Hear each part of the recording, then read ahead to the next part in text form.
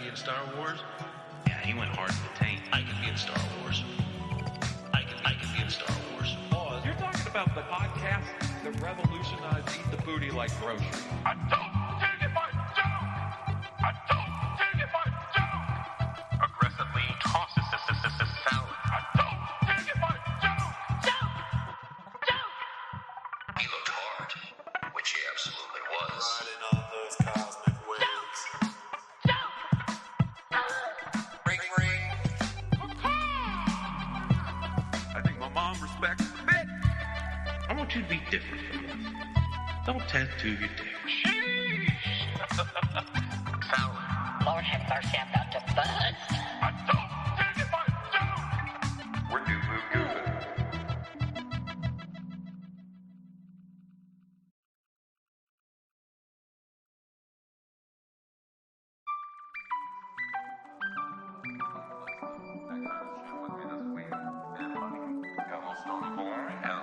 And it was really good, so. New Boot Goofing.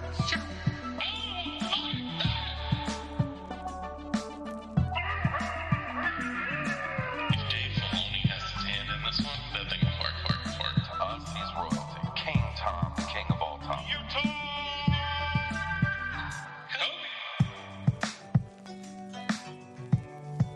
And that's what we do.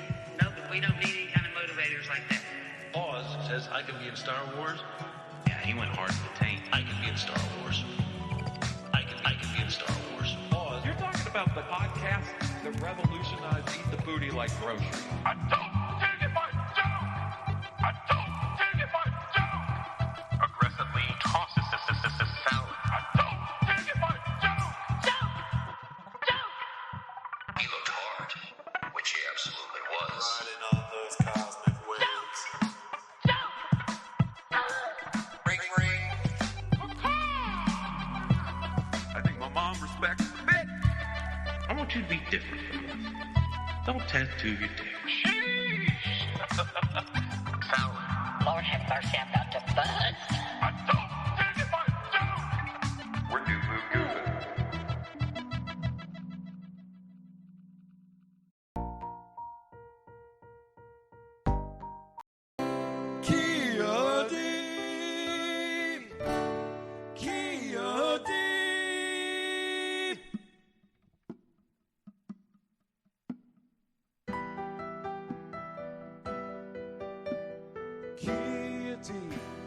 Cockhead, the only Jedi Master who can crush box guillotine. Cockhead, running around slaying bitches with his cockhead. He's a real Syrian stud. He loves to split chicks with his pud. Guillotine, cockhead, so stroke his cone and suck on his balls.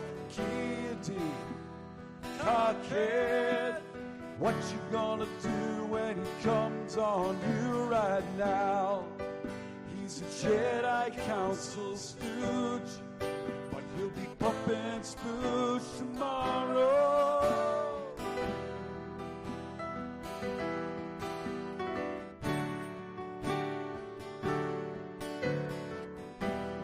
Cockhead, cockhead, cockhead, cockhead, cockhead, cockhead, cockhead, cockhead, cockhead, cockhead.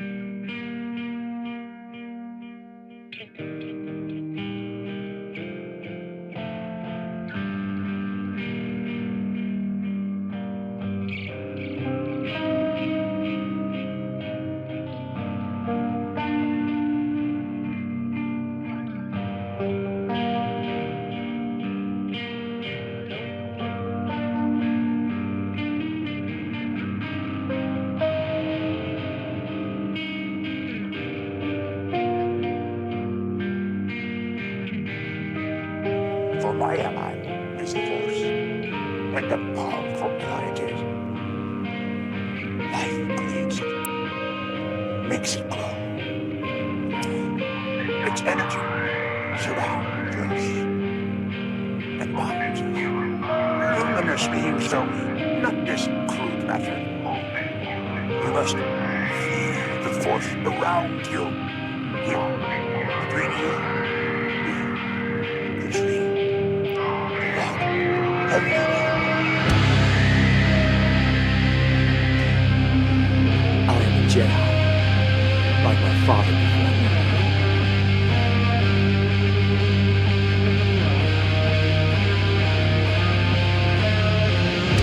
Don't know the power of the dark side. The Jedi are dead! If you strike me down, I shall become more powerful than you could possibly imagine.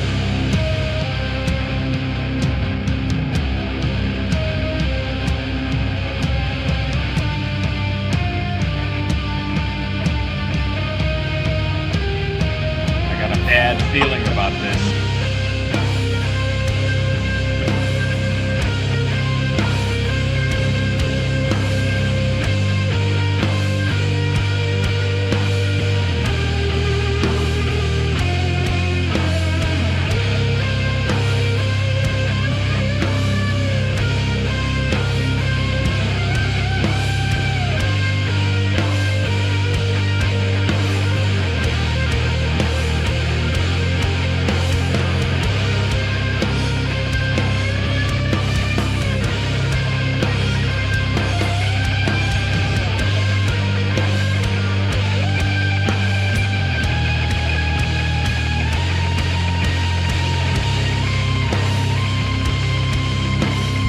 I will not be the last Jedi.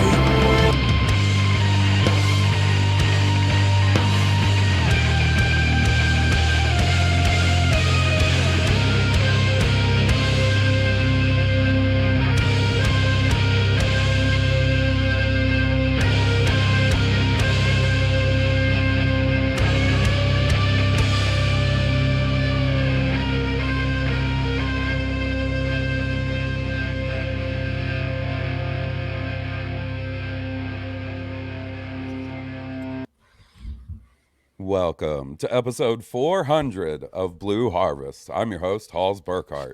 And I'm your host, Will Witten. Oh my goodness, buddy. Holy schmoly. We made it. I was a little worried there for a second, buddy. I was a little You were? worried. Yeah. Why? Yeah. My technical difficulties? I was just like, oh man, it's getting time. He ain't here yet. And then boom, he showed up right on time. We got it. Right on time. My man. Shoo, Will Witten. Oh, buddy. Yes, sir.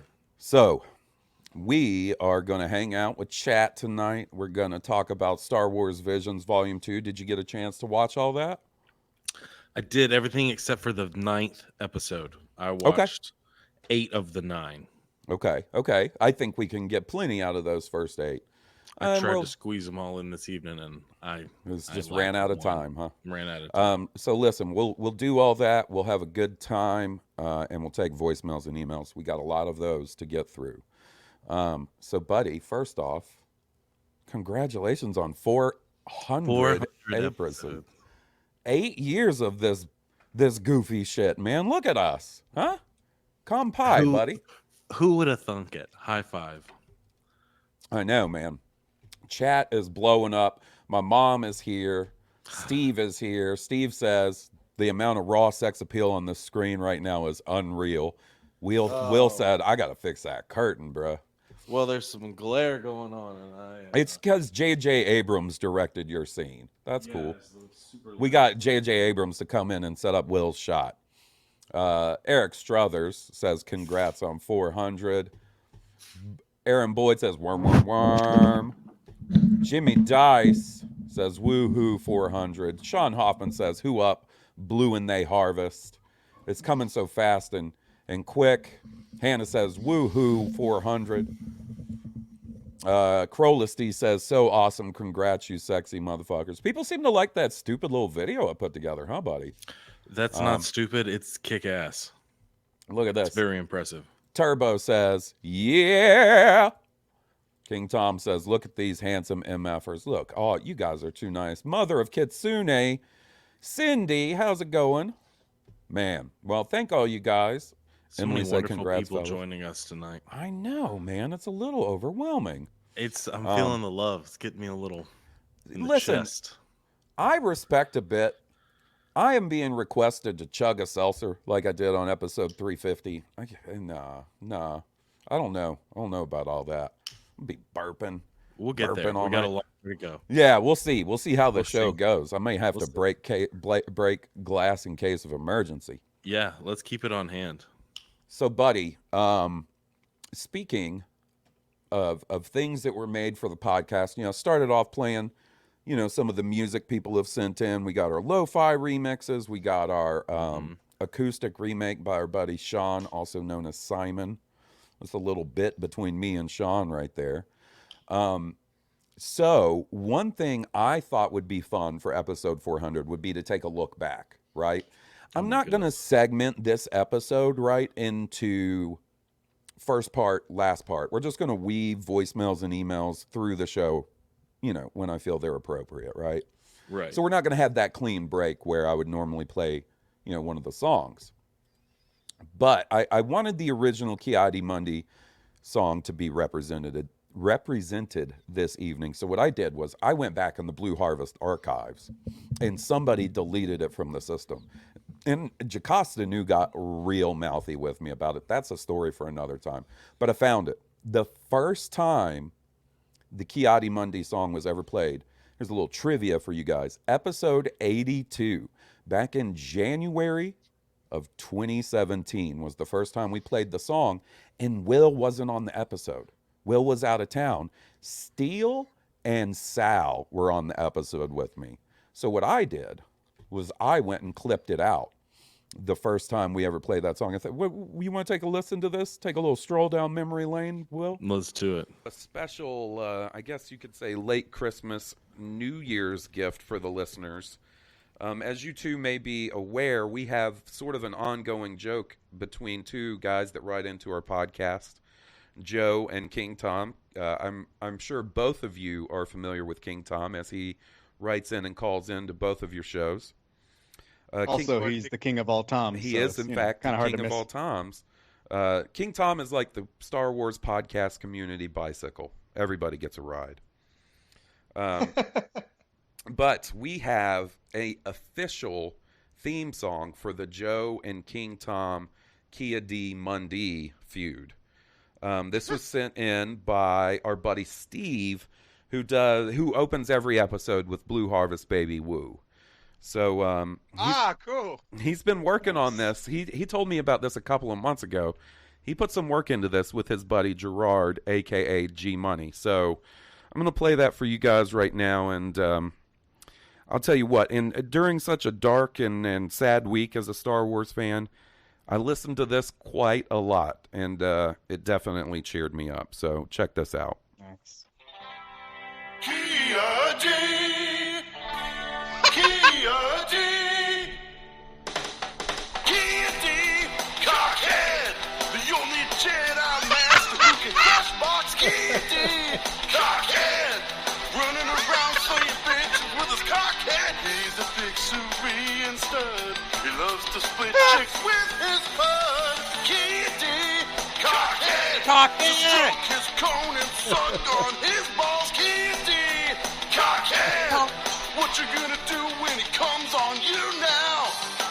He's a Jedi Council stooge, but he'll be pumping spooge tomorrow. Cockhead,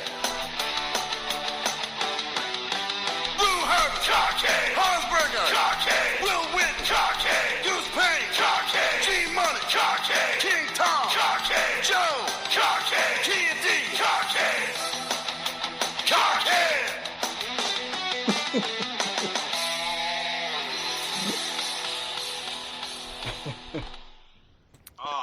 I'm standing up. I have a special Isn't that crazy to listen back? Do you hear how bad quality everything is? My mic is bad. It's not bad quality. It's just learning, baby steps. Yeah. Well, 82 episodes in, you'd think I'd be doing a little better. We've done some upgrades since then, you know? Look at us. We We're definitely live. have. J.J. Abrams just directing your shot and stuff. Oh, man. I got 60 seconds of ads and I missed all of that. Oh, that sucks. My bad. Ghoul Get on Beans the rewatch. said lots of Key ID Monday emotes going on in the chat for that part. So, buddy, interestingly enough, that episode was the episode that we did when Carrie Fisher passed away, right? I talk about, such a dark, sad time to be a Star Wars fan.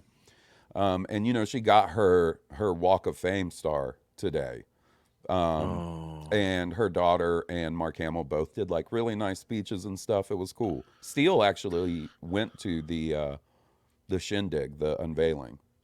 That's sad, but very tasteful. And also, by the way, man, I miss Joe. We mentioned Joe there in the start of that. Too. King Tom brought him up as well. Good dude. Joe. I remember Joe came to the time that we did the live event at the Birmingham Library Comic-Con live whatever Comic-Con. Yeah, fantasy and sci-fi fest at the library or whatever. I will always remember that. That was a great time for me. I don't know why that was so much fun. Like, it was fun. I enjoyed it, had but a blast. I don't think because the word we got afterwards is like, oh, we'd love to have you guys back next year. Didn't ever hear anything. I kind of wonder if they went and listened to the show and they're like, holy moly, we had degenerates that talk about Kiadi Mundy's cockhead on stage at the library. This is a house of learned doctors. Who gave them microphones? Somebody's getting fired. Yeah, and Aaron Boyd is not wrong. Was that the birth of Oscar Mayer? So the live show wasn't. The show we did the night before with our buddy Jeremy was the birth of Oscar Mayer. That's when that happened. I actually kind of considered going back and finding that too, but I was like, I don't. That's 400 episodes to dig through. Fielding questions from an empty auditorium about how to start a podcast. Because they were like, hey, will you come do a show? And I was like, yeah, of course. Sure, we'll do that. Let me see if I can get my buddy Will to come into town for it. And they were like, we also host a couple of panels. I said, what? Hold up. What? And they're like, yeah, we think it'd be cool if you hosted a panel about how to start a podcast. Deer in headlights, buddy. Just sitting there staring at the crowd like, oh no, get one of your friends to send in a song about how a Jedi's head looks like a dick. That's a good first step, Have friends that make kick-ass music that you could co-opt for a theme song. Talk about, and there was one guy, do you remember the one guy who was very interested in how you get paid for a podcast or how you get ads? Like that, he asked like 3 or 4 questions in a row, and I was like, you're asking the wrong guy. Bro, I do a niche Star Wars podcast that features cursing and shit. I do remember this now. This isn't Serial. Like, who do you think we're getting Magic Spoon sponsorships here? No. If you're waiting for the guys that get paid for their podcast, that's at like 4:00, buddy. This not in the menu. This isn't at 2:00 in the afternoon on a Saturday in Hoover, Alabama. Yeah. This isn't where you're getting those kind of insights. So, speaking of voicemail, speaking of King Tom and Joe, why don't we kick it off with our first voicemail? How do you feel about that? Yeah, please. You know how I like to kick off a voicemail segment hearing from the king of all Toms himself, King Tom Chansky, right? Mm-hmm. He sent us one, so let's kick it off. Let's hear what he has to say. And then we'll talk about a little Visions. All right, here we go. Hey there, Hawes and Will. Can you hear that, Will? I don't have a witty question this week, although do I ever have those? Don't have anything to say about Kia D or any other sort of bit. I just, wanted to call and say, because, it's, 400 episodes and 8 years of doing this. That's pretty amazing, no matter what you're doing. And, you guys have been there pretty much every week for us, talking about Star Wars. And, you know, I really think since then we've been kind of in the golden age of things as Star Wars fans. Yeah, it's had its highs and lows, but we're getting all this stuff, books and comics and video games and TV shows and movies. And having you guys there as part of it and listening to all the other moisture farmers and being able to, you know, communicate and talk with you guys, that's been a huge part of this time. And, you know, it's all because of the work that you two have put into it, of being here and, you know, your friendship, Hawes and Will, and just the way you treat everyone else who's a part of this whole moisture farming farm. So no, I don't have anything other to say than it's been, you know, a great 8 years, and I want you guys to keep doing this for as long as you both want to keep doing it. And thank you for sharing it with us. As always, thanks for the great podcast, and I'll talk to you soon. Man, King Tom, man. And like, okay, so you listen to this. I say this all the time about King Tom, but I just like to stress this about the dude, right? You hear a voicemail from him like that, and you think to yourself, King Tom sounds like a really cool, nice dude, right? Then, like, the proposition of hanging out with King Tom in person in 2019 comes up, and you're like, I wonder if King Tom is like the same dude in person. And he's even better. He's delightful. He's fucking delightful, that King Tom. Like, you talk to him, and who said it? Rick said, feel like I'm in the hammock too. Hanging out with King Tom feels like you're hanging out in a hammock, just swaying in the breeze, reading a good Star Wars book. What a good guy, that King Tom. So, there's an element to his voice that's very friendly and kind. Yeah, right. And I think that's just because that's his personality coming through. Yeah. The genuine nature to his speech. Like enough can't be said, right? Like, we get here every week, right? And you know, Will and I get to hang out and chat about Star Wars. That's what the show started as, was an excuse for Will and I to hang out and talk about Star Wars once a week when he had sort of just recently moved back to Birmingham. And we were having trouble scheduling just hanging out, right? Yeah, because that was what we did when we hung out anyway. Right. So you might as well pop up a set of microphones. Like, yeah, that's and what we like, did when we hung out. You know, Star Wars hype was at a fever pitch. You know, we were like 7 months out from episode 7 coming out. That's one thing, but all the friends and cool folks I get to consider friends now because of this goofy ass podcast is the real, like, super benefit to it. Like, it was a surprise for me. Example of that. Right. All of our great listeners and members of our Moisture Farmer family that participate and are involved and listen. I never expected to find a community that was so welcoming and genuinely good people. I know. And like, I can't believe that's what we get to do every week. I'm real proud of sort of, and it's, you know, it's one of those terms people throw around and blah, blah, blah, but I'm pretty proud of the community we've sort of fostered around Blue Harvest, right? Like, right. Laid back, cool, you know, it's well known, like, hey, just don't be a dick, right? And listen, there have been some bumps along the way, right? Like, folks had to be ejected. Yeah. Less often than you would think. Like, it's not a common occurrence, but I'm real proud of all the folks we get to call friends and all the other excellent podcasts our friends do. Like, anytime someone reached out to me for like advice, like, I couldn't be more happy to give them, you know, and obviously hearing that old clip, I'm far from a master of the audio arts. It's taken a lot of learning along the way. You're getting there. So, buddy, let's talk about the first Visions short, and then maybe we'll jump into. All right, let's. I forgot what it was. I hit a pothole, buddy. Live on air. Skirt. What was I gonna say? Well. First episode of Visions is what. Yeah, we're going to talk about the you first last, episode of Visions, and then we'll move on. We'll do another email and maybe another voicemail or something. That's what I was going to say. Thank you. So the first episode up is Sith.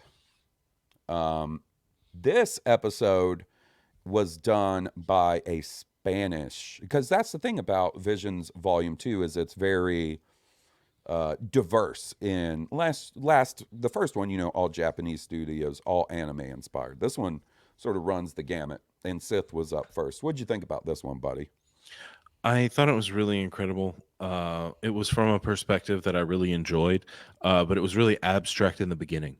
Very abstract and I loved that, like how it started out so stark and then slowly introduced color, and sort of the whole theme of it being about color and this lady's painting and stuff. I really liked the darkness taking over, and her ability to cope with that. It really used a lot of visual elements to tell a story without dialogue. I thought that was very impressive. Yeah. I thought the animation itself was incredible. I thought the fight choreography, again, incredible. Character design, amazing. Emotional attachment to a droid, which is a big pull. That's hard to do, right? Yeah, but they do it quick. Yeah. So, I'll just sort of cut to the chase and say, as a whole, I think I kind of enjoyed the first volume a little better than the second one. I'm an anime guy, right? Like, that was more my vein. That's not to take away anything from any of the shorts in this one. I think they're really good. One thing I think the shorts in this one did a little bit better job of was telling an efficient, self-contained story, right, in its runtime. This and the fact that they immediately endear you to that droid, I think is the perfect example of how they do that in this episode. Right. Yeah, character design was great. Like the sort of conceit of this former Sith apprentice, hiding on a planet, and her former master shows up to track her down. And the General Grievous wheel bike was cool. The fact that she doesn't want to be a Sith anymore and is trying to find the balance in herself between lightness and darkness. You see her find that. You see her get her strength from that. The 2 flecks of gray hair, in her make her seem, wizened and experienced. She's missing an arm. She's clearly seen battle and damage. A lot of this is just really, really good, really spot on. Yeah, and man, we talk about missing an arm. They got her arm all the way up into that armpit meat. Like, it's not just the whole. Like, sometimes in Star Wars, they'll take it off at the elbow or right at the shoulder. No, they got some armpit meat on that. That was a deep partial cut. torso. Yeah. I really liked it. I thought, like you said, the fight between her and the Sith was cool. I love the fact that they had like a katana style lightsaber. I saw somebody in chat mention that as well. Okay. Yep. I have a question. Okay. His death, the Sith Master's death, is that like a Sith amalgamation of Yoda fading into nothing, like the Obi-Wan fade to nothing death, or does his species just turn to ash when they die? I honestly don't know, buddy. That's the thing about Visions, is we kind of don't even have to worry about that since it's not canon. No, right? It's not bothering me. It's just came up to my mind. No, I'm not saying like you were like, what the fuck's going on here? To talk about. No, that's I did notice that as well, that his body disappears, but in a very different way. Maybe not super unlike Palpatine in Rise of Skywalker. Granted, he gets Rey does the shock the monkey on him. Right. Spits his lightning back on him. Ooh, I like this. Okay, so first off, Joshy Poo says, armpit meat was my nickname in high school. Rick Villanueva. Now, this is the kind of deep shit you get from our buddy Rick over at the Jam Transmission podcast, plug. He had no substance. She was full of creativity. That's pretty dope. And Sean says, I took it as an artistic expression of letting go. Also, like, this is the thing, man. We got so many big brain people, backing us up. We should do this live every week. So when I say something stupid, I could be like, you know what? What's a really good idea that Rick said? Hold up. Let me tell you guys. It's going to pop up on the screen in 1 second. Yeah. So, yeah, I really enjoyed this one. I thought it told a really nice self-contained story. I thought the 2 trooper guys that were with the Sith were a cool design too. You know, I loved a good armored Star Wars character, you know? Right. Oh man. Any more thoughts on Sith? No, I thought it was cool that she made her own saber, which is kind of a tenet of a Jedi path. You know, she's obviously no Jedi, but she did make her own saber. Well, I'd and say she she's a put the Jedi red now. one in the other end. I thought the voice acting in this one was really good too. Really good. That's true. The voice acting in there was really good. And I'll be honest with you, I think it's kind of interesting that this was the one that kicked off Visions Volume 2 and the Ronin kicked off Volume 1, and they both had a very striking, unique art style to them, like in a way. Well, they both kind of deal with a Ronin, like someone who has turned from the way of full-on darkness. You're right. To try You're to walk 100% right about that, buddy. That's a good point. So you want me to pop up an email from us? This is another one I figured we needed to address earlier. This is from my mom. This is from old Mama Burkhart. Oh yeah, bring it. She says, "Hi, Halls and Will. I'd like to wish you a happy 8-year anniversary and 400 episodes of your podcast. I look forward each week to listening to it. I'm really looking forward to this streaming one because I'll actually get to see you, which I haven't seen either of you in a very long time." Mom, you dropping the guilt trip out on us live on 400? Damn! Just a couple of questions. The first one is, what has been your favorite podcast you guys have ever done? And has Jedi Survivor met your expectations? Can't wait to hear the next 400 and more podcasts. Love you both, Mama Burkhart. P.S. It sure would make a mama very happy if I could actually see both of you in person. Just saying. Mom, I'm going to be coming and visiting, okay? I promise. July 4th at the absolute latest. Your boy gets a holiday off at his job. I will spend it come seeing the family. I'm not going to say might. So, Will, have you started Jedi Survivor yet?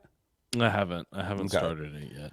So I don't feel a need to hold any information back out. Yeah, I'm not going to get it eventually. It's a long game from what I can tell. So I'm not going to, really get into story stuff. Ample time to focus, and it's one I really want to focus and absorb. No, I totally agree. I've had a little scheduling time with it as well, getting everything ready for streams and whatever the hell else is going on in my life. But I have gotten to play some, and so far it has met my expectations. It's very good. It's very, very good so far. I'm still pretty early. I haven't played a ton.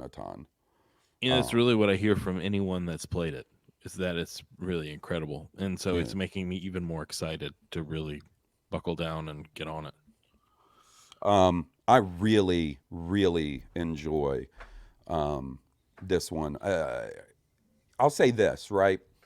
One thing, and it didn't necessarily, because I recently replayed the first one. One thing that didn't stick out to me when I was playing the first one, neither the original time or, the most recent time, some of it feels very empty and sort of desolate and lonely, right? Like you're on, and that's part of the design of the game. You're on these, very deserted planets. If you're running into other people, most of the time they're enemies. Like there's definitely the Kashyyyk section when you hang out with Saw Gerrera and Tarful and stuff that's a bit different. But for the most part, you're sort of on your own. Very early in this game, you go to this hub world on Koba, and immediately it feels more alive and more vibrant and sort of immersive and like I can't speak highly. Part of the reason I'm still so early is because I like hanging out on that opening planet so much. Like that's one thing I'll have to say. And Will, fuck a motherfucking Rancor. Let me tell you that. Whew, That Rancor is no joke. I finally beat him Well, last night, but it took me way too long. Rancors are tough, from what I remember. Maybe I'm So thinking Force Unleashed. There was a bunch of those. yeah, there was a bunch in those games. So I'll say this. As far as favorite episodes, I don't know, man. Like, for a variety of reasons, some of those are a little hard to look back on positively in some instances, right? But like when somebody asked me that, like one of my first responses is always going to be our The Last Jedi reaction episode. Because we had so many friends over and it was fun and everybody was just so excited and there was that feeling of like, what did we just watch? That is The Last so Jedi different. was so different. Yeah. Mm-hmm, It was just kind of mind blowing in the moment. We were like, what did we just see and experience? You know? Oof, yeah. Yeah. And another reason that one is one of my favorites is because there is a ongoing bit and joke about something our buddy Jeremy said when Jeff came over with his friend who happens to also be a cop. That like anytime I think of that friend of Jeff's, I think of Jeremy going, well, you came to the wrong motherfucking place, thinking we were joking about it being a cop. Oh, so funny. So funny. Listen, Will, my mom's going in hard. Like, I'm not the only one catching mom strays here. She says, oh, I saw it. I was just going to pretend like I didn't, but I saw it. That's what a mama is supposed to do. Will, I guess your baby is going to be grown before I get to see her. Mm-hmm. Hey, Will, can you do me a favor? When you guys get time, can you go see my mom with that baby so she'll stop thinking like maybe that'll keep her from being like, when are you going to have kids? Obviously never, Mom. Absolutely. You guys should just come to my house. Like your mom and you should come to my house. Just come swim in the pool and like we'll grill out and spend the day chilling and she can chill with the baby. Yeah. Yeah. There you go. There you go. Goose and Amanda and oh man, Jackson, buddy, listen, I got a text. I took a little nappy nap before the show. I said, ooh, let me recharge the battery a little bit, right? And I woke up to text from Goose, very nice text from Goose that said, hey man, congrats to you guys on 8 years and 400 episodes. But it was a group chat with your old number. He sent it to your old number. I got to give him, oh man. Yeah, let's all go to Will's house. Yeah, bring it. Look, Rick said, I'm coming over too.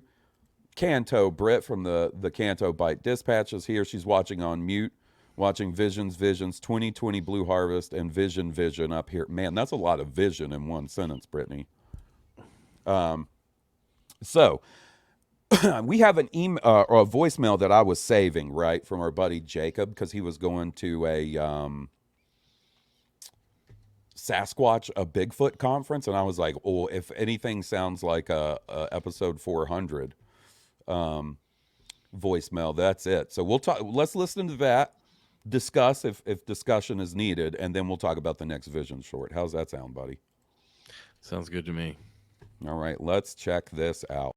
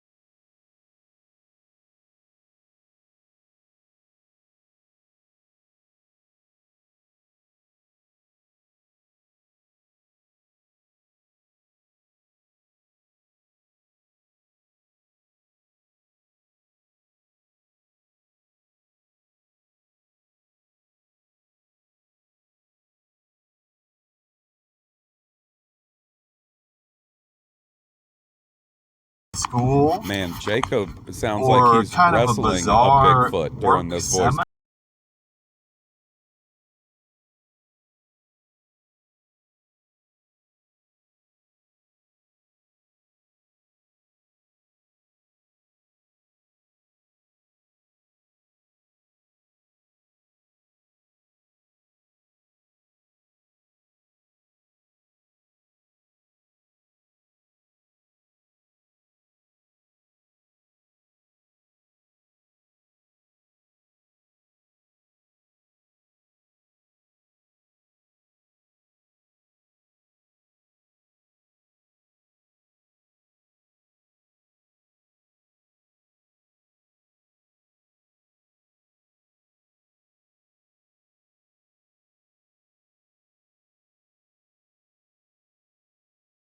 The merch was just kind of all right. So there was a lot of, I fucked up, Will. They couldn't hear that this whole time. They were just we've been staring at Sasquatch. Oh with no my audio. God, I'm an idiot. Oh my No. Lord. Hey, we caught it. Yeah, 2 minutes in. We caught it 2 minutes in. We caught it 2 minutes in, Will.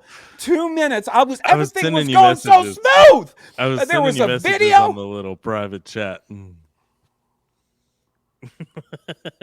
Everything was going so well, Will. We were talking about visions. Yeah, I'm a little nervous. Why? I don't know. And then in the middle of the show, I got the funny Bigfoot picture. You know what I mean? It was the little man in the fridge messing with you.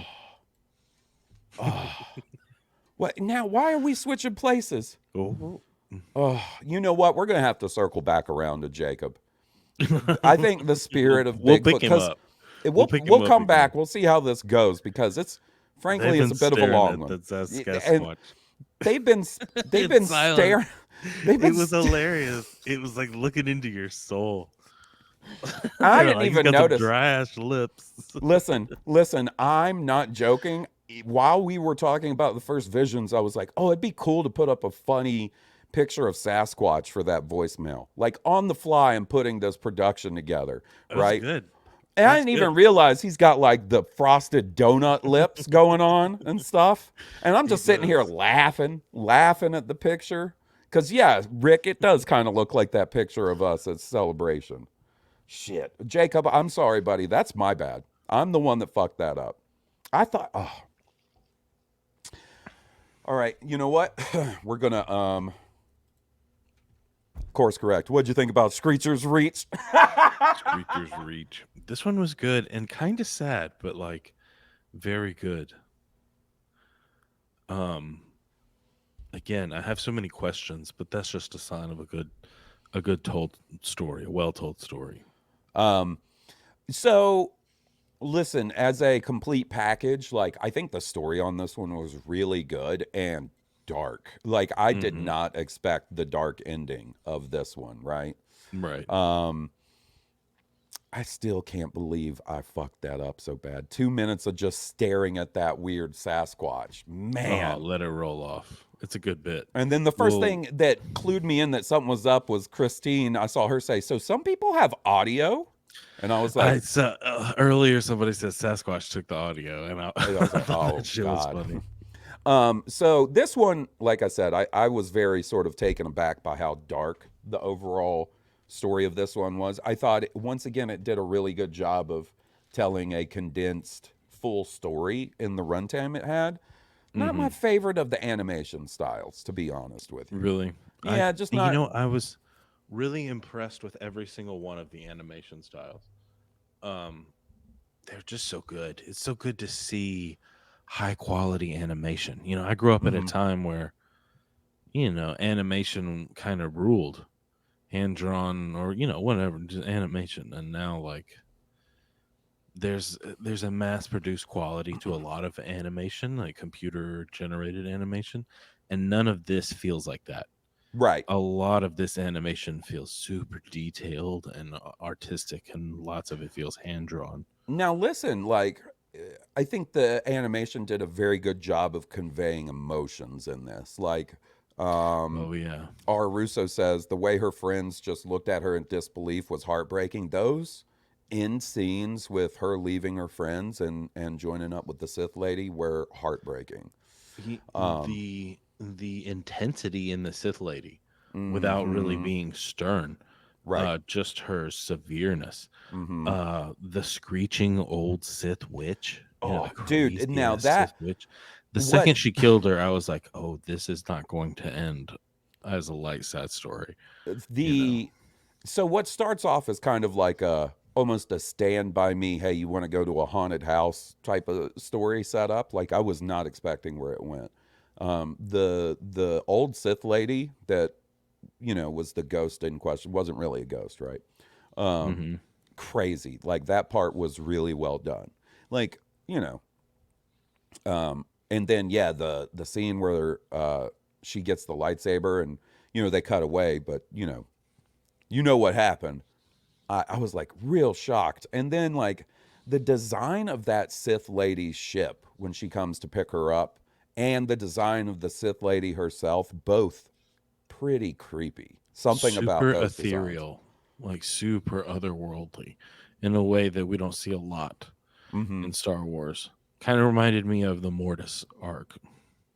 Yeah, I could see a little bit of that. I could definitely see a little bit of that. What I like about Visions, right, is it gives you this ability to sort of like place it somewhere in the Star Wars timeline in your own head if you want to get up to something like that. And this, so like you can watch it and there's clear hallmarks in some of these that place them. And I like doing that. Like, and because at that point, what does it matter? It could very well be canon. Like, you know, sometimes we got to be a little less stringent to that concept, right? The fact that it's free from having to worry about that is very refreshing. Yeah. You know, we were kind of talking about that earlier. Like it can be if you want it to be, but it doesn't have to be. It can be totally abstract. Yeah. And I think it's a really good idea. Like you have all these incredibly talented animation studios that want to work in the Star Wars universe and just giving them you know, a blank page, do what you want. Like, you know, don't have to worry about canon, don't have to worry about where it is, when it is, all that stuff. I think is really good. Also, the voice acting in this one was top tier, excellent in this one. All right, buddy. So we've got a voicemail. Now, you know what I'm not going to do? I'm not going to take us off screen because we know what happens when I do that. Everybody just stares at powdered donut lip Sasquatch for 2.5 minutes. This one is from a different Tom. This one's from Intercontinental Tom. Let's hear from him. Intercontinental Tom. Hey, Hoz and Will. Happy anniversary. Happy 400th episode. Wow, what an achievement. Man, that's a lot of Star Wars podcasting. So I'm going to keep it short, but I want to take this opportunity to really tell you guys how much I appreciate what you do.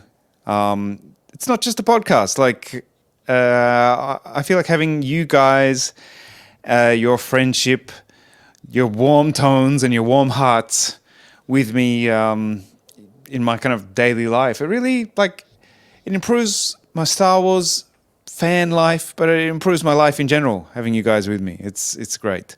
I think we all feel that way. So I'm sure you've got a lot of voicemails to get through, so I just wanted to say thank you.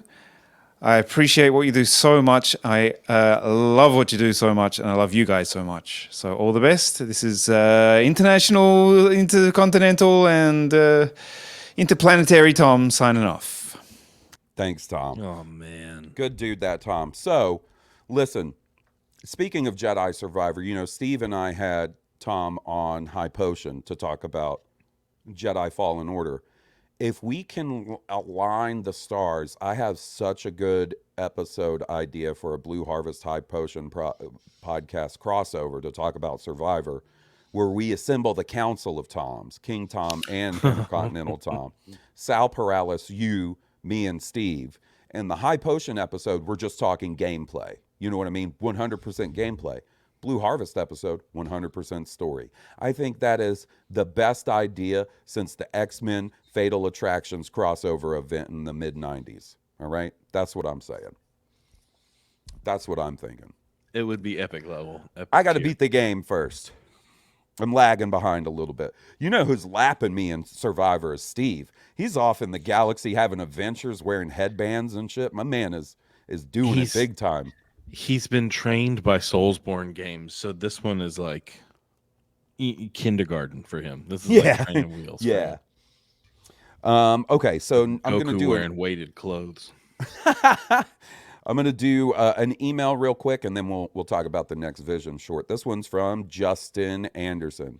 He says, Halls and Will, congratulations on 8 years and 400 episodes of awesome podcasting. And thank you to you both. I came for the Star Wars chat and discussion, but keep coming back for what this podcast is really about for me now, and that is friendship. The chemistry between the two of you and the awesome support you provide to each other is always, as Vader would say, most impressive. Halls, you clearly have been in the Sarlacc pit of life recently, and as Will has said, your man Boba after the Sarlacc pit, it was onwards and upwards for him, and I believe it will be for you as well. Well, let's hope so, buddy, because currently I'm fucking sunburnt-ass Boba wearing his underpants wandering the Tatooine deserts right now, all right? So I got to find some Tuskens, and we'll see what happens from there. Drinking from black powder pumpkins. I will leave you with a geeky Star Wars question. Lucasfilm asks you to outline a Season 2 of Book of Boba Fett. Is it a continuation of Season 1? Does it explore Boba's past at all? Will we get to see some of those Empire bounty hunters? And will 2 episodes of the season be dedicated to Ahsoka or Grogu? Thank you again, Justin. No, it will not, Justin. That will not happen in my... So, Will, give me your quick... They know how to get me, Will. Here we go. So, give me your quick Season 2 pitch for Book of Boba Fett. Something to do with those 2 huts. Those 2 huts make some sort of plan to try to take the city back, and Boba Fett goes to wherever they're from on their front door and like whips their bodyguard's ass or what, you know. He gets in a fist fight with a hut. That shit would be cool. That'd be like having a fist fight with me, having to sit in one place the whole time. Get stabbed. Chrysanthemum, and they go and just whip ass. I'll say this: if they were to do a Book of Boba Fett Season 2, it seems increasingly unlikely, to be honest. You know, just realistically. I want him off Tatooine. Like, I liked the first season being all tied to Tatooine. I liked him, you know, becoming the daimyo of Mos Espa and stuff. But I want him out and about with Chrysanthemum and Fennec Shand, you know, on adventures. I think you would if it was up to me, absolutely some of those Empire bounty hunters are going to be in there. You know, get bossed. You could put Omega in there. You could introduce grown Omega. Rick said hut stuff, and then Christine said hut stuff is for birthdays or anniversaries. That's good. People know. I mean, people immediately know the Blue Harvest vibe. Look at that. That is Blue Harvest as hell right there. Mm-hmm. That's what 400 episodes get you, is people that know the vibe. Will, why did you put a turkey emoji? What does that have to do with hut stuff and or butt stuff? Hut stuff in that turkey? Like a turkey. Okay. I don't know. Right. Huts kind of look like a turkey. I gotcha. All right. I'm back in. I'm back in on the turkey emoji. You know what I would have liked? I liked all the the flashback stuff with him part of the Tusken tribe and stuff. I would have liked to see some other back stuff, back halves or flashback stuff of him being a bounty hunter, you know, pre-Empire. Maybe you could work Daniel Logan in there. I don't know, man. Is everything cool with Daniel Logan? You never know with some of those prequel actors. Fucking Ray Park is whipping his summer sausage out on Instagram and doing all kinds of other gross shit, and you know, and then like Sam Witwer's waiting in the wings, like, ooh, I'm gonna be Maul.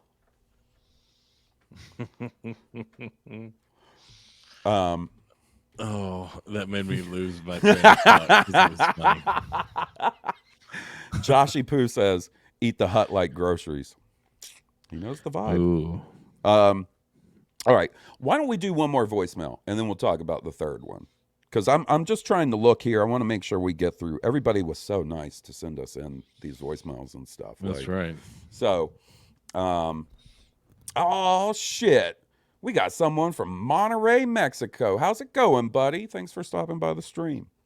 This one is from our friend Emily Lind of the Canto Bite Dispatch. Let's hear what she has to say. Hey, Hawes and Will, it's Emily, just calling in to say congratulations on 400 episodes.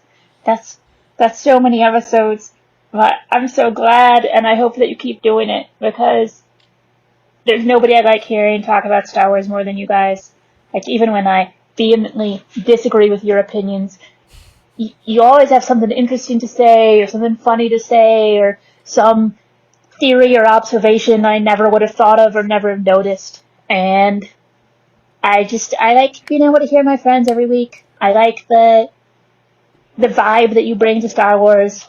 You're positive without being toxic in your positivity. You let people not like things. And I think we need more people like you, because you're just two really fucking great dudes. I mean, Hawes, I don't know how I would have gotten through last year without you. I'm so grateful to know you. You are genuinely just one of the best people I know. We all fucking love you. We're all rooting for you. And just, you know what, guys, just keep doing what you're doing, because the show's fucking great. As long as they are making Star Wars, I know I'm gonna want to know what Hawes and Will think of that Star Wars. Alright, again, congratulations. Love you, dudes. Bye, bye, bye. Oh, thanks, Emily. That was Thank you, way Emily. too nice. So, like, she nailed something there that, like, from the beginning, I wanted, like, I know just from being friends with Will for almost 20 years now, that he and I have something in common, whereas, like, even if it's not top tier, best of the best Star Wars, we're kind of stoked to be intaking Star Wars in some way. Now, that's not to say, obviously, we've talked many times about things that, you know, we don't like or, you know, don't work for us. The two missing Boba Fett episodes are a big one for me, right? I still don't understand that decision. But overall, I know, you know, as opposed to, like, some people, maybe we're a little more forgiving with Star Wars. But I never wanted it to be portrayed in a way that was, our opinion is the only right opinion. We like this, you should like this. I don't feel that way at all. Like, the important thing to me is that you, like, if you like something, don't be a dick about it. If you don't like something, don't be a dick about it. And like, that's been, don't be a dick. Rule number one of Blue Harvest and the Blue Harvest community is don't be a dick. Yeah, I You feel know? like all art is subjective. And as many different kinds and types of people as there are going to be that many different types of opinions on a piece of art. And that's what we're here ultimately talking about, is a And piece of at the end of the sci-fi day- fantasy art that we love. And there are going to be as many different kinds of opinions about it as there are kinds of people. And that's Look, fine. listen to this. Aaron Boyd hit you with two of the turkeys. It's a war of turkey attrition now, buddy. And yeah, hashtag don't be a dick. And like, at the end of the day, I don't care. Like, if you don't like something and I like something, what does that matter to me, right? I would rather be like, and that is not a prerequisite for being friends. Like, do you know how many times, Steve, I'm one of those lucky guys who has two wonderful friends I get to do podcasts with. Do you know how many jokes Steve has made at my expense for like a new metal? And I love it, right? That doesn't, like, we're friends, right? We're all friends. We're a community of friends that like Star Wars. We should all be comfortable enough to be like, yeah, I don't necessarily agree, or you know, I don't like that, but you do. That's fine. That's not going to affect our friendship. If liking or not liking a certain piece of Star Wars content affects your friendship with someone, you got to do some. Now, unless they're being like a YouTuber about it, like a laser-eyed Geeks and Gamers YouTuber about it. That's a different story. But we don't put up with that. All right. What'd you think about... Not our thing. Short Four 3 in the big stores. guys. In the store. 4 big guys. Got me. What'd you think about the third short, In the Stars? I like this. I love this one. The little girl was getting on my nerves. Like, she was just constantly, I guess, getting her sister in trouble. See, I think that's the dad in eventually you. they come together. Yeah. I kind of feel like you felt that way because, like, you're on dad mode where you got to be like, no, don't do that. You know what I mean? Right. Because that didn't affect me. I got to say, I love stop motion Star Wars, man, because there's 3 of them in this group of Vision shorts, and this is the first one. And like, even without the story, this one looks incredible, and the story just sort of knocked it up a notch. Right. This is really good. Mhm. Like, this story is really well done. It's really immersive in the Star Wars universe. It really embodies the story. You know, I don't know. like- It's just connection to the land. Yeah. You know, there's all these elements within it that are, I don't know, quintessentially Star Wars. Yeah, and it was just fun. And like, once again, it had like, because you got to imagine these studios aren't like talking to each other going like, what are you guys doing for your Vision short? You know, had that painting element to it that was also sort of present in the first one that I thought was neat. True. Yeah. And the way that it was that bioluminescent paint that reacted with the starlight, and it can't react anymore because the clouds, you know, there's like all the pollution in the sky and stuff. I thought that was a really nice touch. Bro, the stop motion snowtroopers looked so cool in this. Like, I thought that part was so neat, and they looked so cool. All of the, like the ATST, the TIE Fighter, all the vehicles and stuff looked really good in stop motion. Even the Imperial Commander looks super evil. Yeah. This one, had a crazy good aesthetic. It just was filled with so much detail. Like, I would watch, you know, like, stop motion animation is one of those things that, you know, because of like Aardman, like the studio that does the next one we'll talk about, and that studio Leica that does like what was it, Kubo and the Two Strings and Missing Link and Paranorman. Like, you know, it's still out there. I would love a full movie done in this style. You know, not necessarily even continuing this specific story, but just a stop motion Star Wars movie. I would be in for that. How much I liked that and thought it translated so well. I agree. It really does work well. Oh man, we got to call him out. Just because he listen, like I said it at earlier, like we're nothing without our community, right? I think Will and I would have continued to talk to each other every week about Star Wars, but if it weren't for the community, there's been many times through the years, specifically the last year, where maybe I would have been like, you know what? Maybe we don't do this anymore.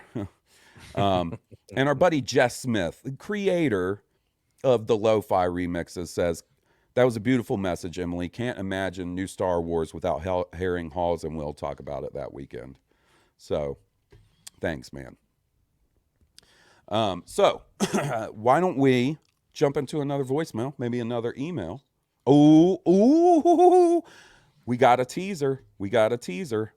Lo-Fi 3.0 in progress, boys. Oh, don't. Now I'm not going to be able to sleep. All right. This one is from Andy Bell. He says, hi, Halls and Will. You know what? Let's switch the format. Boom. Look at me, big boy streamer. Hi, Halls and Will. Long time listener that's finally found the courage to write in after 7 years. I'm usually content to live vicariously as an anonymous fan on the outskirts of the community, but finally felt the need to get off my lazy ass and congratulate you both on 400 episodes. No question this week, as I'm sure you'll be inundated, but I truly hope you comprehend the impact you make to so many people who appreciate what you do, appreciate the positivity you bring in your content, especially when sometimes it's easier to be a hater as a creator. Appreciate how you've kept this ship floating during some very difficult personal times when perhaps it could have been easier to let it sink. And of course, the bit. I love the bloody bit. I hope I'm able to shake both of your hands and buy you a beer or two one day. But in the meantime, wish you both all the best for the next 400 and hope you're able to celebrate this landmark achievement in style. With lots of love and a huge amount of respect, stay classy, gentlemen. Your faithful buddy, Andy Bell from the UK. Thanks, Andy. That's very nice, dude. Man, Thank you. I'm going to tell you right now, you know, I'm like Varys from Game of Thrones, but with a little more hair and a whole lot more balls. I have these little birds that report back to me from Star Wars Celebration every year when I don't get to go. And the constant refrain I've heard was how cool Andy Bell was. So I'm real jealous that everybody got to hang out with him. And hopefully I get to do the same one day, because he's always come off as a good dude. You know, talk to him on Twitter fairly regularly. So can't wait to hopefully one day get to hang out with him. Cyber Eddie says, great dude, surprised he didn't mail in a letter. Emily said, Andy's a good dude. He sent me and Sean werewolf cookies as we couldn't find them over there. What the hell is a werewolf cookie? I have no idea. All right. Well, you want to do one more voicemail and then we'll talk about another Vision short. This is from our friend Catherine Neen.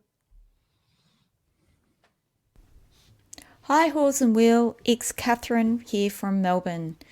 Just wanting to congratulate you on getting to 400 episodes. What an amazing achievement.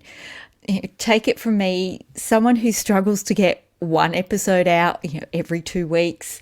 Yeah, I'm not really hitting that mark. To get an episode out every week as consistently as you have, it's just amazing. And Blue Harvest is one of the highlights of my week. So thank you very much for being there for me, through everything, and love talking Star Wars with you all. Bye. Man, that's so nice. Thank you how so much. delightful is Catherine. You guys should check Catherine out at That Geek Pod, and she's also on Star Wars Spelt Out with her buddy Josh Chapman. Once again, we have an embarrassment of riches of awesome, caring, wonderful, delightful people, right? It's so easy, right, to look at Star Wars online discourse and go, why would I want to be part of that, right? Why would I want to be part of the arguing and the infighting and the misogyny and the bigotry and so on and so forth? That's the shit you see most often because it's the shit that gets all the clicks, right? And causes the most outrage. When you take a step back and you think about the Catherines, the Emilys, the King Toms, the Aaron Boyds, the Ricks, the bad motivators, even with the bits, everybody, every single person who's ever written in, listened, or called in and has stuck around, that's why you want to be part of it. Because we've got some awesome friends, and that's the support that has kept us going for 400. Will always is like, oh man, you do all the work. Yeah, I mean, I do the easy shit. It's not hard to record a podcast. You know what I mean? Technically, if I can do it, anybody can do it.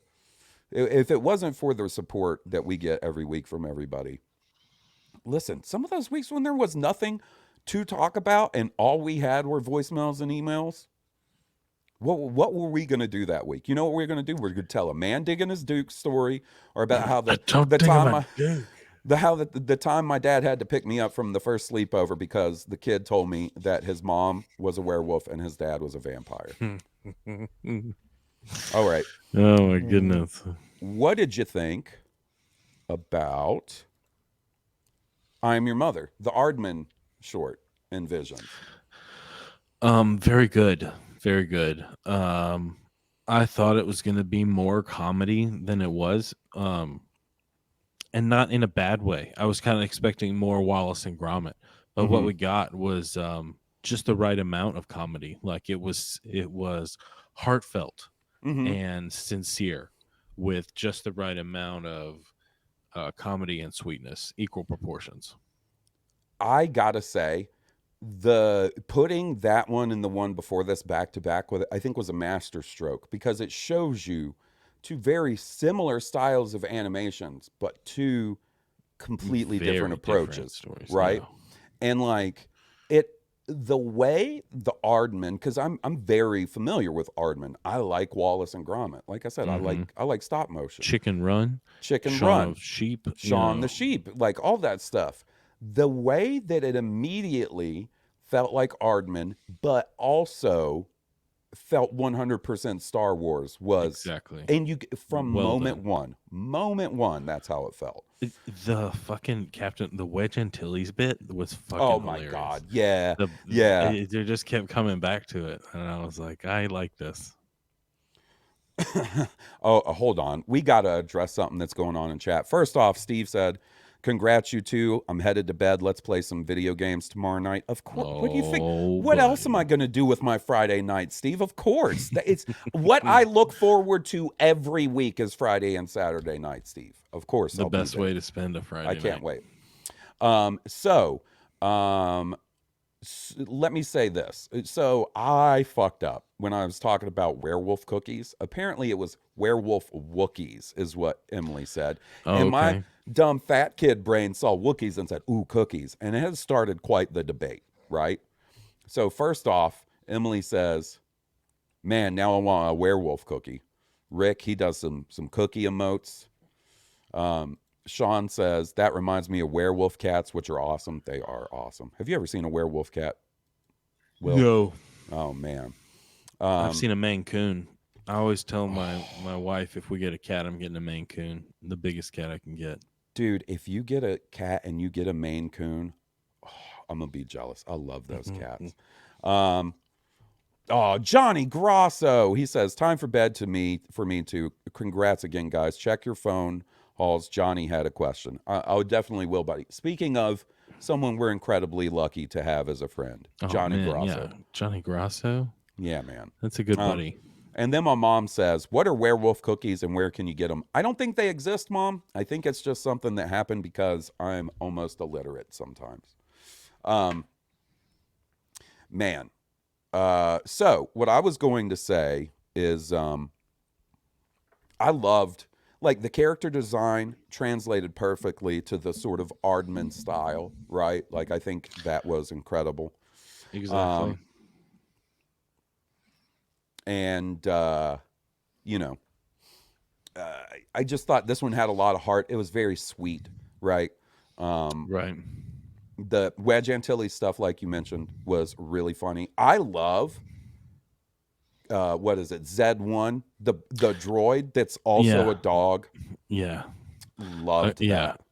Sort of an accordion wiener dog kind of thing. I loved that little detail.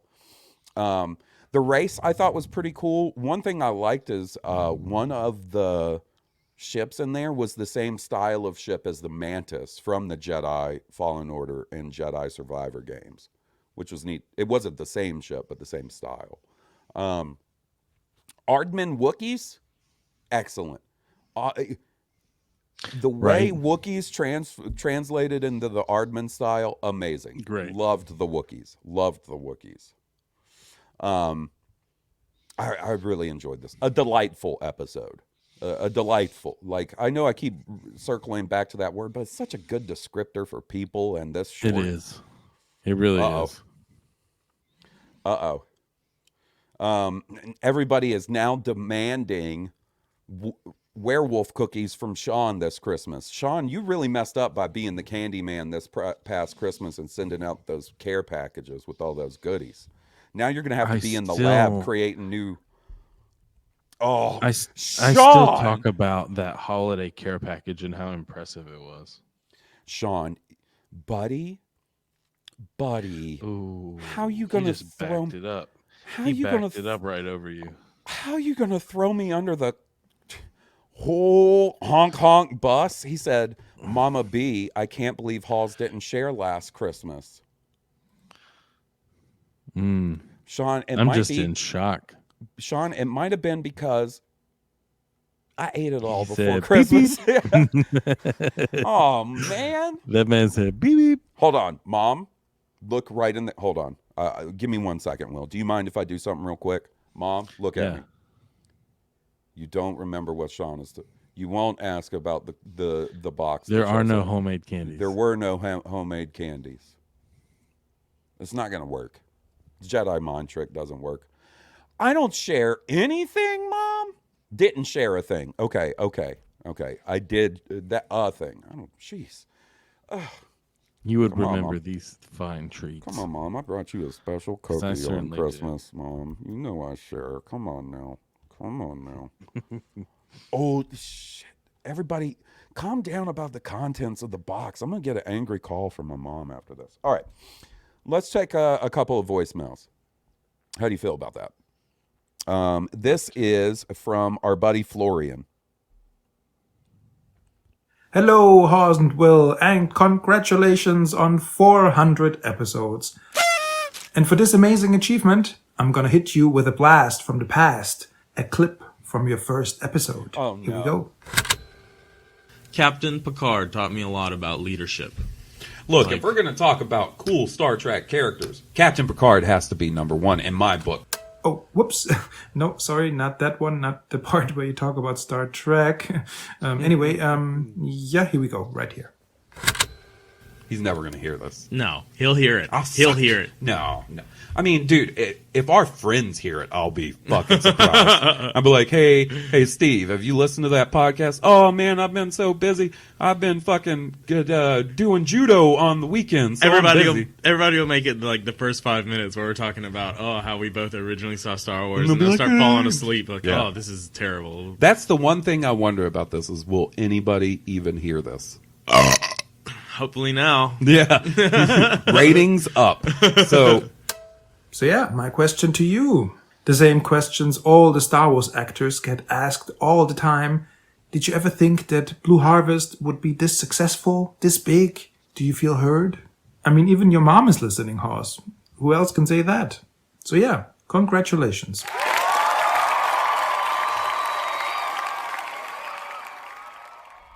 I got to say, I kind of feel like I got thrown under the bus back to back. Like, I feel like Sean grabbed me by my shoulders, threw me under the bus. The bus rolled over me. I tumbled. And then you ran over and you're like, holy shit, are you okay? And I'm like, yeah, somehow I'm totally fine. And then Florian came up and he was like, hey, Halls, poof, pushed me right in front of another bus. I don't like listening to those old episodes. Woo. They're a moment in time. That's where we came from. It's our very first episode. It's a little cringe to hear yourself in the beginning. Do you hear so how young, that baby happy voice. and hopeful I sounded? Holy moly, where's that guy? That's not funny. Yeah, it is. Come on now. Keep laughing. You can keep laughing. It's funny. You can keep laughing. It's funny. Guys. You should have shared that peanut butter fudge, apparently. Well, my mom made her own peanut butter fudge. It was excellent, too. So why, like, she had peanut butter fudge on deck. Guys, listen, I was alone on the holidays and I gorged on candy that a friend sent me. It was all I had! It was good. That was why. To answer, the hard candy was good too. The peppermint, hard candy. Hard candy is it sounds like a dangerous science, right? Like, I just imagine, like, I try to make hard candy and I come out looking like Two-Face in Batman Forever afterwards. It can, if you're not careful, it can do that. The temperature that sugar has to get for you to make it is melt your face off lava. Those cinnamon candies lit my ass on fire. They were stout. Shoo, he looked hard. Candy. Which he absolutely was. And to answer Florian's question, no. I mean, I literally thought, like, probably nobody's going to listen to this. But people did. I certainly did not think we would be as popular as we have turned out to be. Mm-hmm. It's definitely a pleasant surprise. Yeah, it definitely is. It's a surprise, and like I was saying earlier, like, not to keep beating the same drum, but it's the thing I'm most proud of after 400 episodes in 8 years is our community, right? because I made attempts to be part of the Star Wars online community when I was a kid, back in like the special edition prequel era, and it was not for me. I'll say that. Who knows? I might have even been in some forum posts with King Tom back in the day, not like talking directly to him or anything, but just like in the same post, and it just wasn't my thing, man. So it's been delightful. That's the what episode title for episode 400? Delightful. It's been a delight. It's been a delight. All right, let's hear a voicemail from our buddy Josh Chapman. Oh man, 400 episodes. This is going to be the best cake ever to celebrate. Halls and Will are going to love this. Okay, let's get it out there. Okay. Theater of the mind. Look at the time running late. I'm just going to get this down to them. Get this couriered up.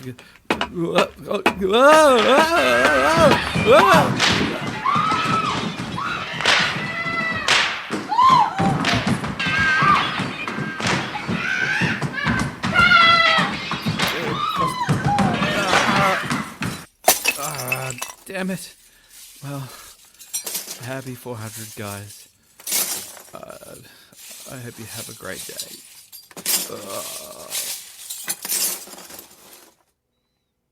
I think we just heard the beginning of an international incident. I think Interpol is going to be looking for Josh.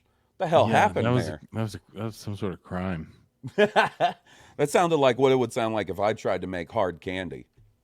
Christine said she makes 40 to 50 pounds of peanut brittle every year, and that shit is terrifying every time. But that's a lot of peanut brittle. That's 40 to 50 pounds? Yeah. Damn. How much peanuts is that? Damn, Baby Nut. Y'all remember Baby Nut from the Super Bowl? That was a thing. Whatever, man. What's it? What'd you think about Journey to the Dark Head? The Journey to the Dark Head. Funny name, but this is, I'm just going to go ahead and say it, this is my favorite of all of them. Really cool premise. Really interesting storytelling in a short amount of time. Really interesting level of character development in such a small amount of time. To me, okay, so first off, Rick said something in the chat I wanted to address. He said, Josh put glass in that cake. Theater of the mind, buddy. That is 100. You know me. I love a good produced voicemail bit. And that was a good produced voicemail bit. Indeed. So the minute this episode started, I was like, who did this? It immediately seemed familiar, right? So I immediately, I paused it, I looked it up, and sure enough, this is the studio that did Legend of Korra. And okay, that explains a lot, because that animation in that show is gorgeous. It does. And this one is gorgeous. Absolutely. I love this one. You know how I came away from the first set of visions being like, I would like to see them continue the story of the Ninth Jedi, with more episodes or whatever. This one was the one I wanted to see more of after it was over. It feels like the pilot for a series, right? Where absolutely the sort of archaeologist lady and the Jedi kid become friends and they go off on adventures. Gorgeous animation too, man, like top to bottom, and played on that whole theme of like the dark side and the light side intertwining, right? Like that was hit on some other, like there's some themes that keep showing up in these that I think is pretty neat. Absolutely love this one. Any more of this I could get, I would take. The lightsaber fight was cool. Character design was cool. The flashback with the Jedi Padawan's master getting killed and then the Sith refusing to kill him, and how he had that weird Legend of the Overfiend weapon or whatever the hell that thing was. Right. I loved it. Oh my God. Yeah. Listen, and also unpredictable. It's the most anime of the bunch, so I'm sure that played a big part in me enjoying it as much as I did. Right? Because seeing the young Jedi be tortured by his memory, and see him be so pushed so close to anger, but watching him overcome it watching her so convinced of her notion she needed to behead the Darkseid statue, and then seeing with her own eyes how they're intertwined, like that realization again, powerful. Yeah, and I gotta say, like, the interesting thing to me is like it takes a very sort of interesting concept of like, oh, if we behead the Darkseid statue, it'll change the fate of the galaxy, right? Like, yeah, kind of interesting, but cool. Like, that's anime as hell, is what it is. Yeah, but even they may even not, would not have been successful anyway, right? Right. Kind of seems like even if they No, I think that was the overall lesson, right? Is that wouldn't have really changed anything. I love this one, and the Journey to the Darkhead is a funny title. Sounds like it could have been like a Stone Cobra song or album title at the same time. I texted Steve because Steve was also kind of bummed that they went away from solely doing anime for the second volume. And I texted him and I was like, "Hey man, I know you're kind of bummed. They're pretty awesome, but if anything, you should watch this one. This one got my to Steve recommendation. Can't say enough about this one and how much I liked it. I liked top to bottom.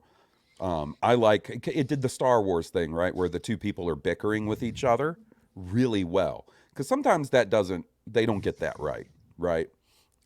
It's sort of a common thing in Star Wars where like the two good guys are arguing and bickering, like playful, and they do it a couple of times in this episode, and specifically at the end of the episode they do it really well. I thought I really liked this one.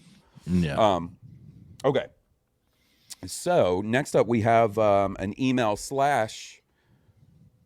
audio submission from our buddy Sean, aka Simon. He says, "Hey guys, I just wanted to thank you so very much for having this live stream super episode just in time for my sweetheart and best friend Amber Coward's 45th birthday.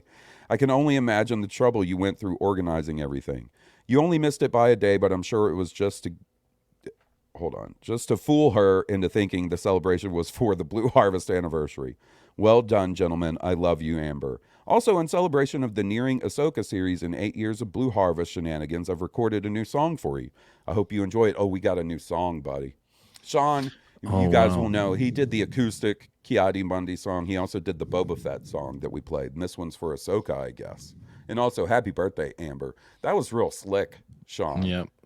I would say that was more of a Simon move than a Sean move. All right, let's hear it.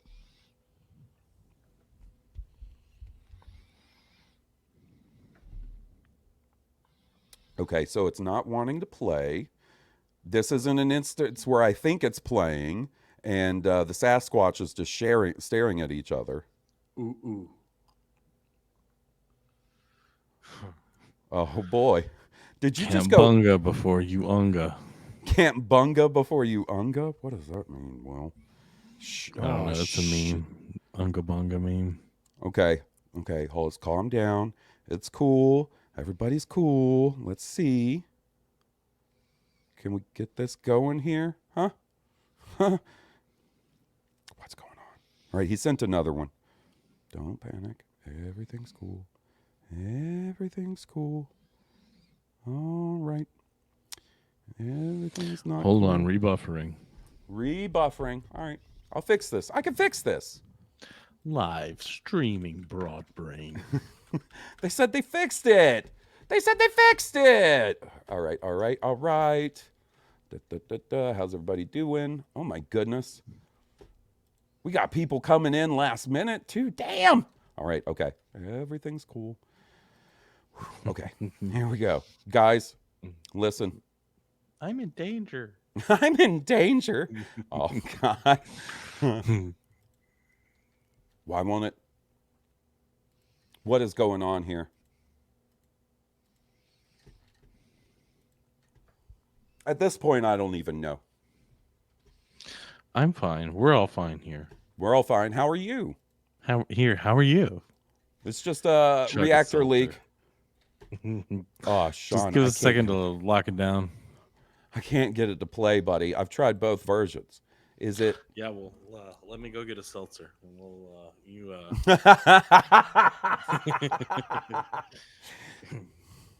And Oh my God. Okay, hold on. Let's try something else here. Why? Is it just this one, or is everything not working? That's my question now. Everything was going so well up till now. Yeah. Yeah, I know. Like, we had this one issue where everybody had to stare at a Sasquatch picture while I just sat here and smiled like an idiot. Like, isn't that funny? Geez, that's funny. Right. Here we go. Is it happening? There it is. Hell yeah, we got it.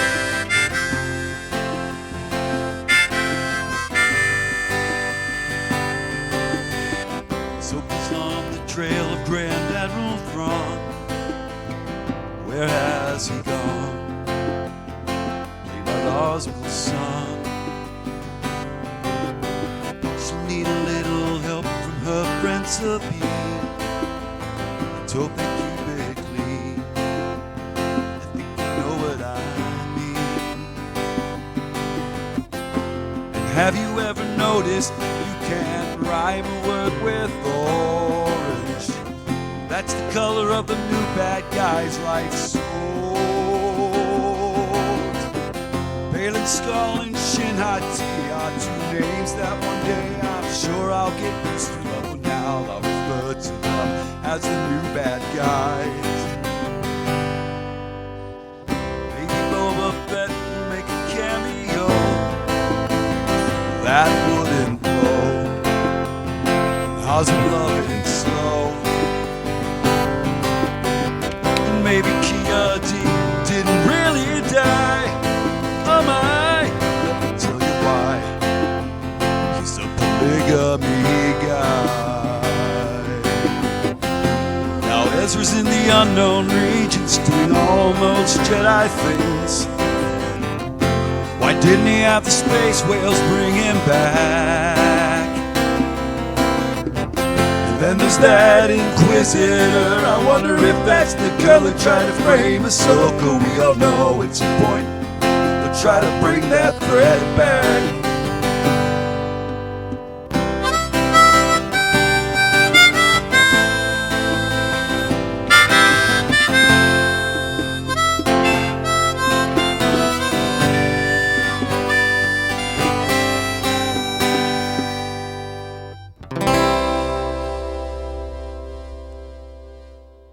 That was sick. I like to imagine that Sean was hanging out with one of those bracelets that hold the harmonica for you while you play guitar. That was really good, buddy. That was totally worth trying to figure it out. We got it. We got it taken care of. I'm 100% sure that was my bad more than anything. That was really good. It was really good. That was very, very good. And plus, I mean, listen, he really buttered me up, Will, with maybe Boba Fett will make a cameo, and maybe Ki-Adi-Mundi didn't really die. Yeah, right. Rick said he's got to head out. He's got a doctor's appointment in the morning. Good luck with all that, buddy. All right. So, listen.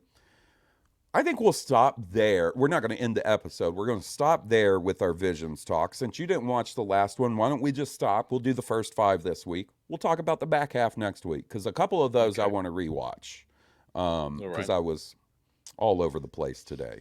So listen, what we're going to do is we're going to finish up hearing from my friends before we call it a night. So he just took off.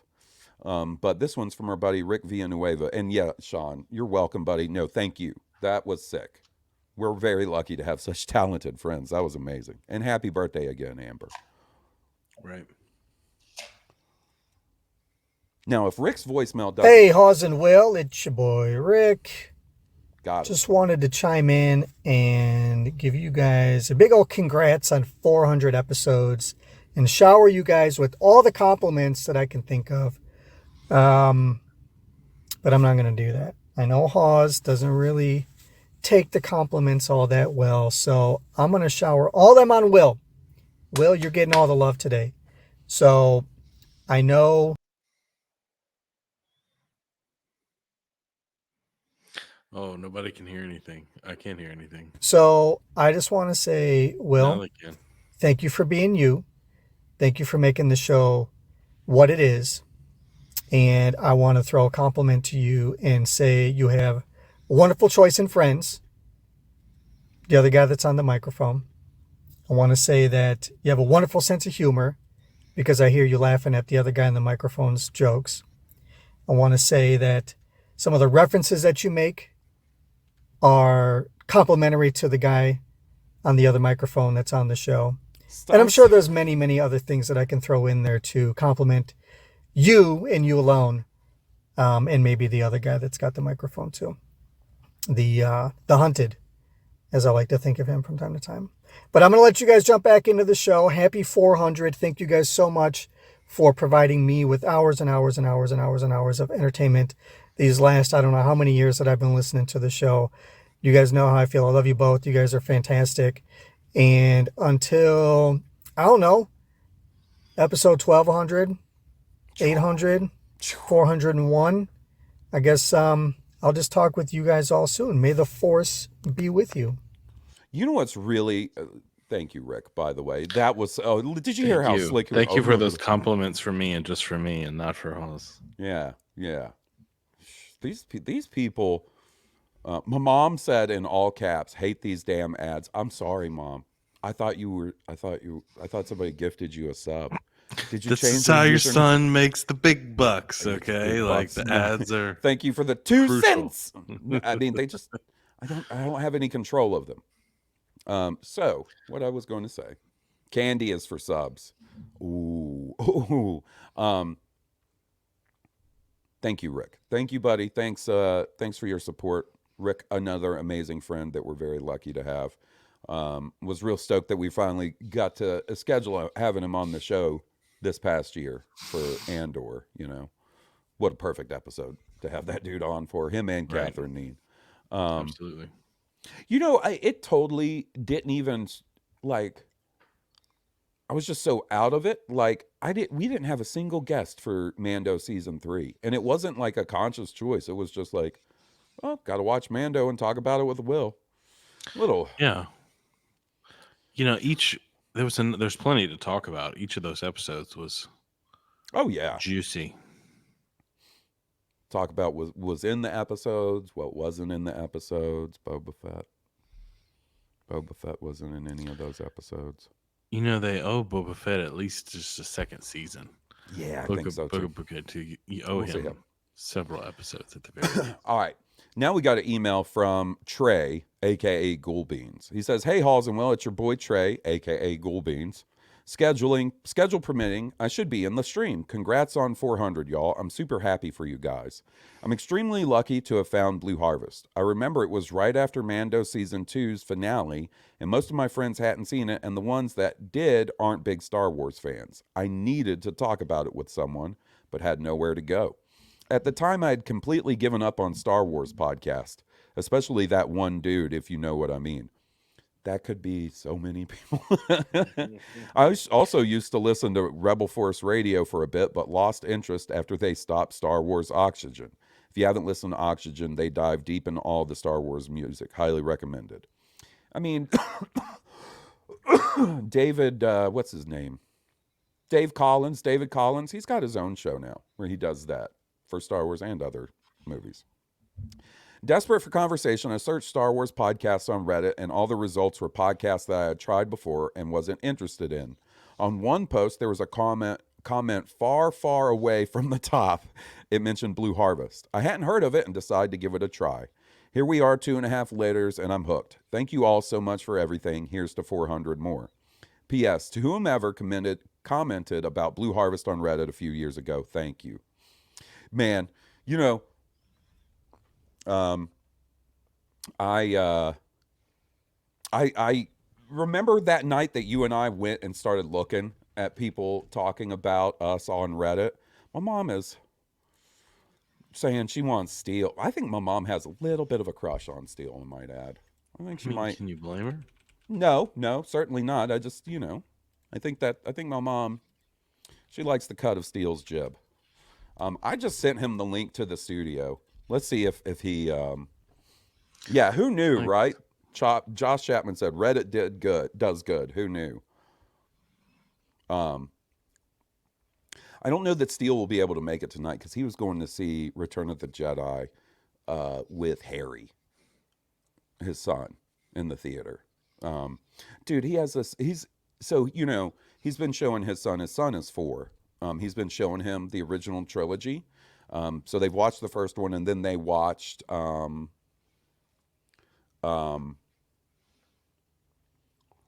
man, Jess Capriato, aka Jess, just gifted a year sub to my mom. Thank you, buddy. That's very, very, very kind of you. Anyways, he has been live tweeting Harry watching Empire Strikes Back. They watched it over like a couple of days. And I've been following, like, so ready to hear what his son's reaction was to the I am your father moment. So one thing I got to point out is apparently when Boba Fett showed up in Empire, Harry said he was glad he was in there because he's friends with Baby Yoda's dad. Oh, that's like, cool. I like that. That's cool. And then he was also very concerned that the space slug was going to be hungry after the Millennium Falcon escaped. And then he said when it got to the part where the big reveal happens, the I am your father, that it didn't faze him at all. And Steele said, what'd you think about that? And he was like, didn't hit him at all. Crazy, I guess. Yeah, I guess it's all right. All right. Hold on. I'm texting Steele right now. Let me see if I can't make up for not sharing that candy from Sean. I'm trying to get my mom a little eye candy. Woo, it's going off the rails. Will is just like, what have I signed up to? Why do we got to do this once a year? I'm along for the ride. Will, bring the razzle dazzle. That's what people expect from you. The razzle dazzle. Razzle and the dazzle. Razzle dazzle. A little pizzazz. Okay. Your mom's, I think she likes Steele. I think so too. So we've got my mom to us, she's royalty. But what's not to like? Oh, no, man. My mom's the best. We all know it. I know it. I know how lucky I am to have Barbara Burkhart as my mom. You are. She's quite the lady. So we got one very short and sweet from the one and only. Will, you ready here? I am. Utah.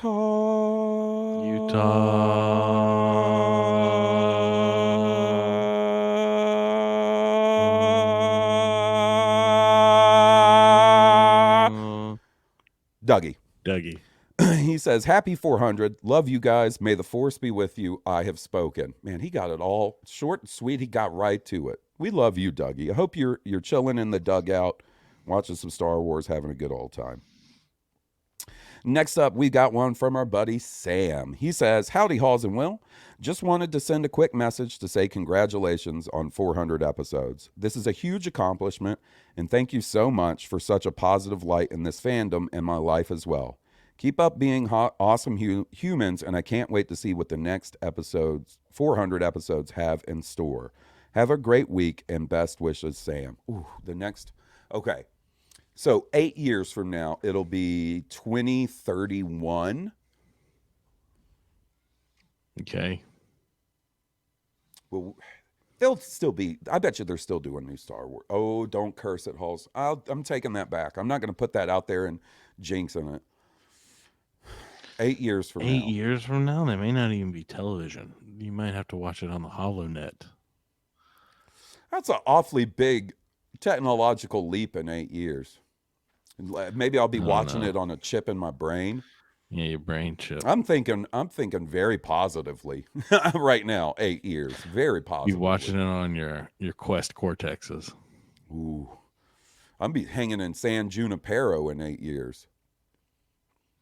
Gone to hang out in Uwantaneo, Shawshank Redemption style. Call me Andy Dufresne. Sheesh. I don't know, Will. I don't know.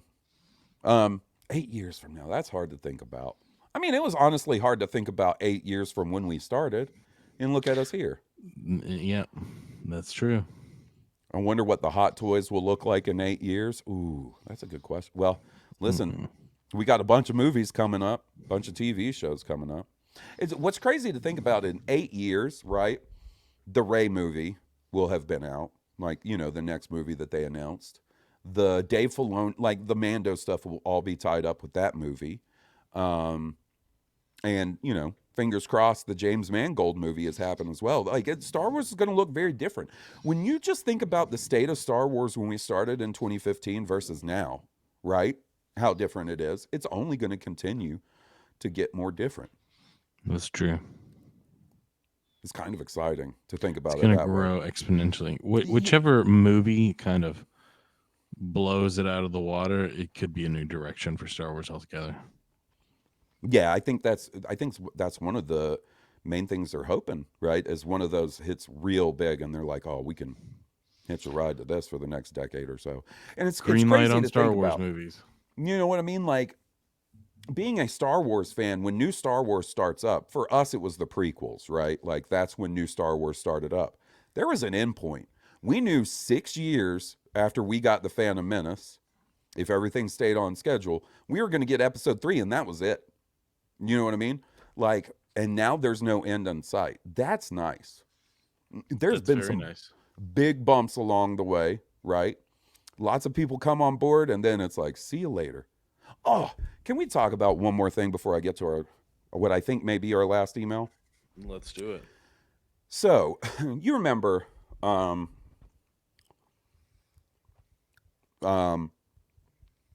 Lindelof. He was supposedly working, well, not even supposedly. He was definitely working on a Star Wars movie that he was let go from, right? And, you know, clearly that was the post Episode 9 movie. And you remember how bummed I was, because I like Damon Lindelof. I like Lost. I like Watchmen. I like Leftovers. I like the first Star Trek movie he wrote. I like a lot. Prometheus I like. I like a lot of stuff he's done in the past. But mainly Lost. So I was quite bummed. And then it came out. Now, this hasn't been confirmed by anybody, but the source was pretty solid. That his movie featured Rey 60 years after Rise of Skywalker. So an elderly Rey training the next generation of Jedi, and he potentially wanted Helen Mirren to play elderly Rey. I can't believe I'm saying this, but like, okay, I'm okay with Damon Lindelof not making that movie now, because I don't want that movie. I talked about this on Steel Stream today. It, to me, repeats an unfortunate aspect of the sequel trilogy, where we didn't get to see the main heroes of the original trilogy until many, many years later, because they never made those movies. You don't have to repeat that. You have Daisy Ridley. If she's willing to come back, you gotta use her. Like, and let us see, like, her rebuilding the Order 15 years later. I just think that's, for me personally, a much more preferable way to go with that story. Like, if you want to go 60 years post Rise of Skywalker, eventually do it. I'm all about going way even further in the future, but don't sacrifice the ability to have more stories of Daisy Ridley portraying Rey, you know, by sort of writing yourself into a corner 60 years later. Right. I agree with Corey the Pope. Jedi Finn needs to be a thing in that too. I'm very hopeful that Daisy Ridley was the first one announced, because she's the first one signed on, but that John Boyega and the rest of the crew, you know, are going to sign on too. I really hope so. I certainly hope so.